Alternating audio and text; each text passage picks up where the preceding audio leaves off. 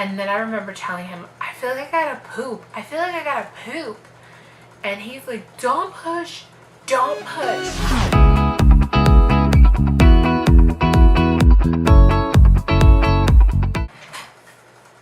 Hey y'all. Okay, so I've been wanting to make this video for almost 4 weeks now, 3 weeks. And this is really gonna be like my birth story of my daughter. The reason why I want to make this video is because every time I tell people the length of my labor, I feel like they don't believe me.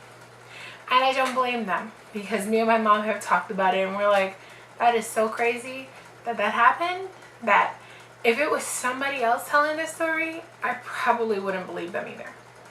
So anyways, I guess I want to go back a little bit to when I was 28 weeks. When I was 28 weeks, I went in for my 28-week appointment, and they did an ultrasound, and they discovered that my cervix was short. The normal cervix at that point should be at least 3 centimeters, and mine was ranging at a 1.6. So the OB told me, hey, you're on complete bed rest, no work, no doing anything, just pretty much stay in bed and watch Netflix. So I got to Netflix and chill, just not the full extent of what some people use Netflix and chill for, because I was also on pelvic rest. So at that point, I contacted my job, told them that I will not be returning until after I have my daughter, and I was on bed rest. So it was a struggle, because you're just there, home, doing nothing. You can't go shopping, you can't go out, you can't do anything. So I'm not even gonna lie, there were times where I just needed to get out. So I did go to Walmart and do my food shopping or whatever. And I'm gonna zoom in just a little bit so it's not. Okay. Anyways, so I'm not gonna lie, there were times where I just had to get out. Anyways, so I went in for my 30-week appointment, because at that point it was every 2 weeks, I think. I don't remember. I think it wasn't every 2 weeks until I was 34 weeks. But I went in for 28, 30, 32. Maybe it was every 2 weeks. It doesn't matter. Anyways, so I went in for 30 weeks and they gave me another ultrasound, and my cervix was short again. So it went from a 1.6 to a 1.4. So same rules, bed rest, don't do anything, just kind of hang out, Netflix and chill. So fast forward to I was getting close to my 36-week appointment. So I had my 2 baby showers, one at 32 and one at 34 weeks, and they were great. Then when we were getting close to my 36-week appointment, I had told my husband, hey, let's start packing hospital bags and just put it in your car and leave it there until the time comes, because we don't know what's gonna happen. We don't know if at my 36-week appointment they tell me, hey, you need to go upstairs, because at 36 weeks they were going to check my cervix, see if I was dilated and all that stuff. And because my cervix was short, I just said, fuck it, pack the bag, leave it in the car. So I had packed mine and my daughter's bag, and I was kind of waiting for my husband to pack his, and he was taking forever. So anyways, the night before my 36-week appointment, it was any other regular day. My family had mowed the lawn, and you know, we just kind of went about the day. The day of my 36th week, I had a little bit of a busy day because my husband had a doctor appointment in the morning. We were gonna go get an oil change, and then I had my doctor appointment in the afternoon.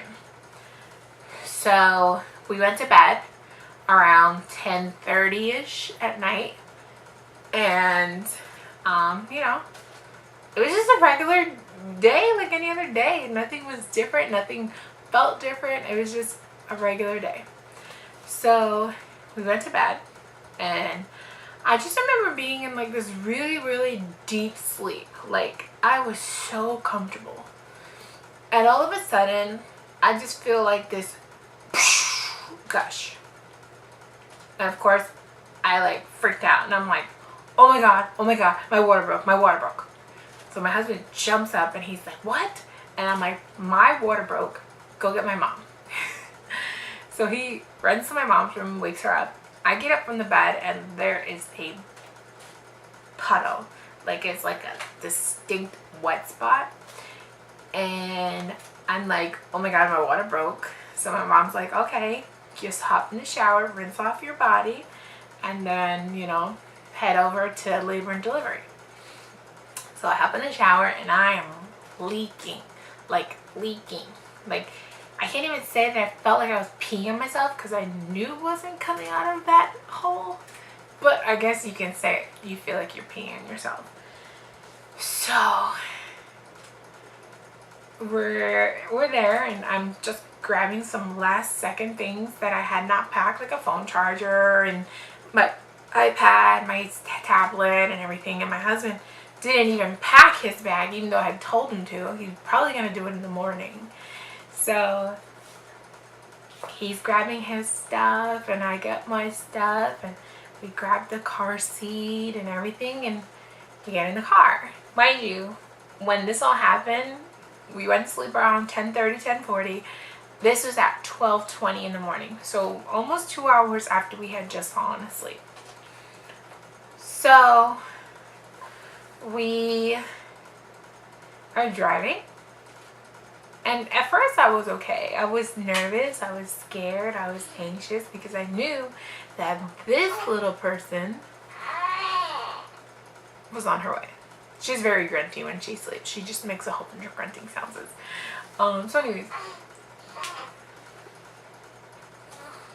So anyways, yeah. On the drive there, you know, I was okay, nervous, anxious, you know, it was exciting, scared because I was only 36 weeks. I was actually a day before 36. I was 35 weeks, 6 days because every Wednesday I turned the new week and this was a Tuesday appointment. So it was Tuesday, June 26th, I was 35, 6 days. So the hospital is about 30 to 40 minutes away, depending on how fast my husband drives and if there's a lot of traffic. And we're like halfway there and I was in pain. Like I was getting contractions that were hurting like a bitch. Like they were so painful. So I had my little app and every time that I had a contraction I pressed the button and it would track it. And then every time it stopped, I'd press it again and it'd tell me the frequency and the duration. And it was bad. It was bad. I remember having the windows down and having my head out the window because I just needed to breathe the air just to relax myself because I was in so much pain and discomfort. Like it was bad. And then I remember telling him, I feel like I gotta poop. I feel like I gotta poop. And he's like, don't push, don't push. And I'm like, okay. You know, I didn't know what was going on. This was our first child and we were freaking out. And we're there and I'm like, oh my God. And I was crying and he's trying to do everything he can to console me. And it was bad. And I was like, oh crap. So we're at a left turning light. We're almost at the hospital. We're at the left turning light. Mind you, it's like 1 o'clock in the morning, almost 1:30, and he's waiting to turn and this left turning light would not change. And we're sitting there.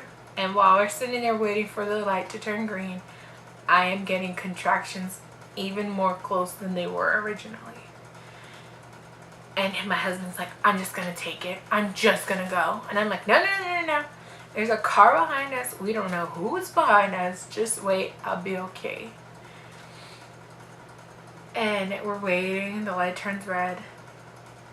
And then it turns green again, but the left turning light still had not turned green. And he says, "Fuck it." And he goes to the straight lane, goes around, makes a U-turn at the next block, and just takes me straight to the hospital. We pull up to the emergency department. He runs, he goes inside, and he tells them my wife is in labor. You know, we need to go upstairs. They come out and they bring a wheelchair, and I couldn't even get out of the car because I was having such a bad contraction. And I finally got out, and of course I'm still leaking, and I feel disgusting because I'm sitting on this hospital wheelchair and I'm leaking.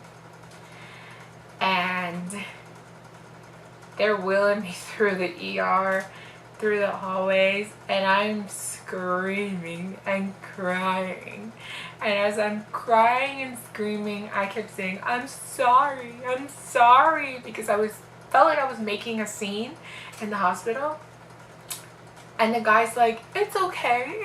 And I'm like, I'm sorry.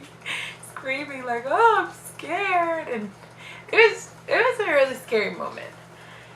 So we get up to labor and delivery, and we're wheeling down the hall, and I start screaming. And they're like, my grunty baby. She's like, shut up, Mom, stop talking. Anyways, so we get there and they register me. Thank God I had already been registered in the system since I worked for the hospital. And they bring me in and they check me. And I hear the nurse saying, she's 4 centimeters and 100 effaced. And I'm like, holy crap. I've been watching these types of things, and I know that that's really close. And they're like, who's your doctor? And they're called a doctor, and the doctor comes. Well, they're waiting for the doctor. And there's a nurse standing right there next to me. And she's like, it's okay, honey. We're just waiting for your doctor.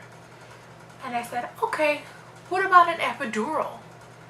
And she looks at me and goes, oh, honey, no. There's no time for that. And I started crying.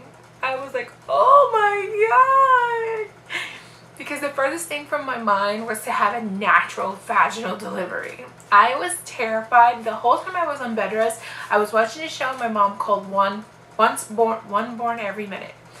And I would watch these labor shows, and they'd freak me the hell out, and I did not want to do it. Like, I was like, I want a C-section. Yeah, C-section recovery sucks, but I want a C-section. You know, I don't want to have a vaginal birth. That looks so painful. The shoulders, what if they get stuck? I didn't want to do it. I was a little bit of a drama queen, and it sucked because I was like, damn, at this point, something's got to happen. So when the nurse told me I was not getting an epidural, I was not happy. I was so sad. I was crying.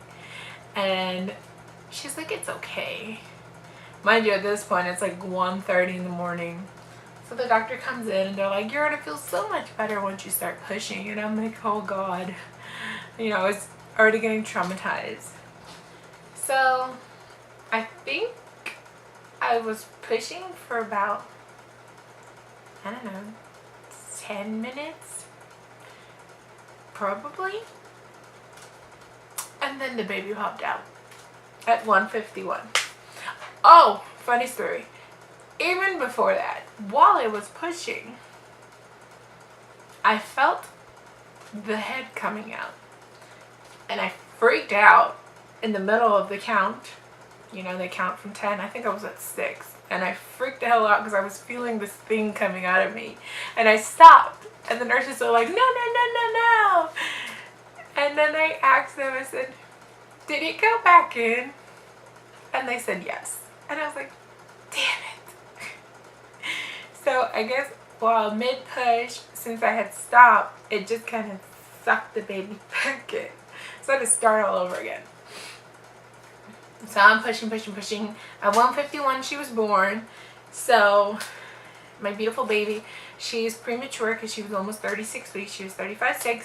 She weighed 5 pounds, 14 ounces, and she was 19 3/4 inches long. And she is almost a month old at this point. I don't know how much she weighs because she has her 1 month appointment this week. At her 2-week She was 6 pounds 9 ounces, so she was doing great with her weight gain. And she's an amazing baby, you know. She really doesn't bother me. Not that she bothers me, but she doesn't really cry. She grunts a lot, but she doesn't cry. Even when she's hungry, she does a little like whiny. That's about it. You know, it's not like rah or anything like that. So she's a good baby. But yeah, so my total time of from the second that my water broke to the time that my daughter was born is an hour and a half. Water broke at 12:20. Baby was born at 1:51 in the morning. 12:20 a.m. 1:51 a.m. Same day, an hour and a half. Crazy story. And mind you, even up until that day, I had no signs of labor. Nothing.